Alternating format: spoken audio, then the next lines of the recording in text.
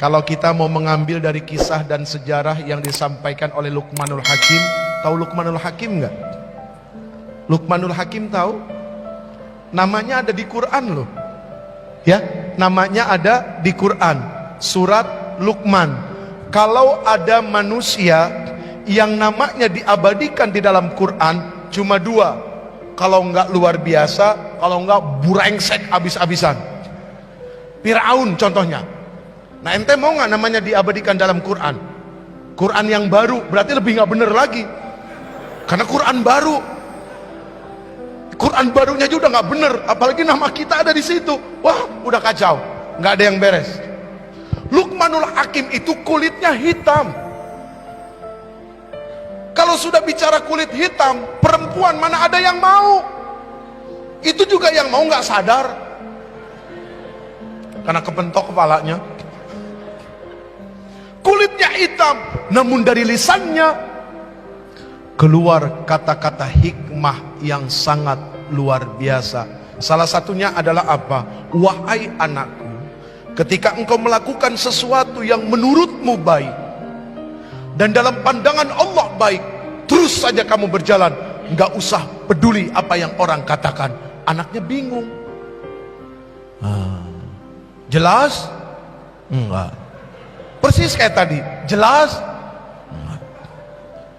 Akhirnya dikasih contoh sama bapaknya, bawa keledai, bawa kuda kecil. Bapaknya yang naik, anaknya yang nuntun. Sampai di satu kampung, orang kampung bilang apa? Ini bapak nggak punya rasa kasihan sama anaknya. Masa anaknya yang kecil disuruh nuntun, bapaknya yang naik. Mereka dengar tuh berdua. Begitu lewat dari kampung itu, turun bapaknya, anaknya yang naik. Coba dengerin pendapat mereka. Jalan lagi, masuk ke satu kampung. Ternyata kampung ini berbeda pendapat. Apa yang mereka bilang? Dasar anak durhaka, kurang ngajar. Bapaknya disuruh nuntun, anaknya naik. Anak dari mana kayak udahlah, pokoknya bahasanya macam-macam. Keluar dari kampung itu, akhirnya turun dua-duanya. Kudanya ditarik, nggak ada yang dinaikin sama sekali.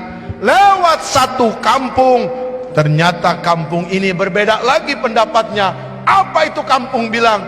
Orang nggak tahu diri, masa bawa kuda nggak ditaikin sama sekali? Mau ngapain? Cuma dituntun-tuntun aja. Oh ya sudah, keluar dari kampung, dua-duanya naik. Dua-duanya naik. Begitu masuk satu kampung lagi, orang kampung itu bilang apa? Dasar manusia tidak punya sifat kebinatangan. Masa kuda kecil dinaikin dua orang? Akhirnya turun. Kesel Luqmanul Hakim, digendong itu kuda sama dia dibawa. Begitu sampai satu kampung, orang kampung bilang apa? Orang gila, masa kuda naik manusia? Akhirnya berhenti di satu tempat. Apa Luqmanul Hakim bilang? Wahai anakku, engkau dengar apa yang mereka katakan. Ya seperti itulah kehidupan. Jelas ya Neng? Jelas enggak? Jelas? Seperti itulah kehidupan. Akhirnya beliau mengatakan, itulah yang aku maksud. Jika engkau menjalani sesuatu yang kau anggap benar dan menurut Allah, dalam pandangan Allah juga benar, jalan saja. Manusia hanya pandai menilai orang lain, tapi tak pandai menilai diri sendiri. Hidup yang paling capek itu kalau setiap hari suka ngukur orang.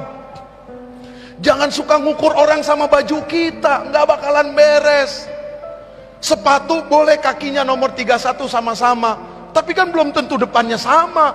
Ada yang lebar begini, ada yang begini kakinya, padahal nomor 31. Nggak bisa kita ngukur orang pakai kesolehan diri kita. Sekarang ini banyak muncul panitia-panitia seleksi masuk surga. Muncul menganggap dirinya lebih baik, kelompoknya lebih baik. Yang tidak sama dengan dia neraka, yang tidak sama dia kafir. Ini bagaimana? Allah tidak buat panitia seleksi masuk surga, enggak. Allah nggak butuh dan Allah nggak perlu. Cukup Allah saja.